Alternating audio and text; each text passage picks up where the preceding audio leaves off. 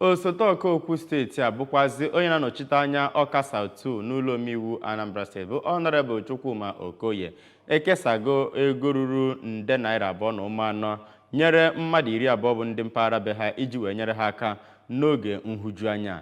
Ya bụ amụma nkwado nke were ọnọdụ na ngwurube ya bụ onye omeiwu agba nke abụọ ya bụ amụma atụpụtara nke na-elekarị anya n'ọnọdụ ndị ụwa na-atụ n'ọnụ na mpaghara bụ ndị a tụrụ anya na ha ga-eji ego ahụ e nyere ha wee kwalite azụmahịa opeka mpefa. Chibụzọ Obidike ga-akọlu aka n'isi.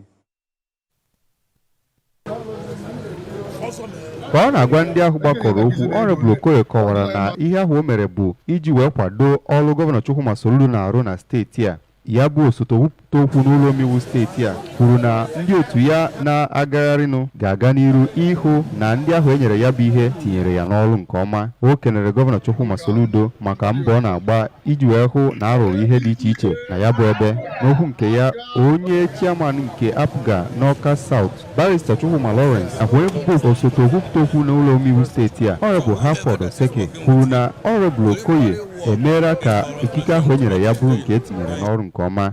Ụfọdụ ndị ritere ya bụ erere Maazị Ekene Odogwu nakwa Lady Chinyere Anago kọwara ya bụ onye ndu dịka ngọzi e nyere ha ma kwe nkwa na ha ga-etinye ya bụ ihe ha ritere n'ezigbo uru. Ha gụpụtara ihe ndị o mere dịka ibute ọgbatumtum karịrị 15, akụrụngwa head dryer karịrị 25, akụrụngwa eji akwa akwa nke ruru 50 nakwa ihe ndị ọzọ dịka ihe ndị ọ na-emegere ha.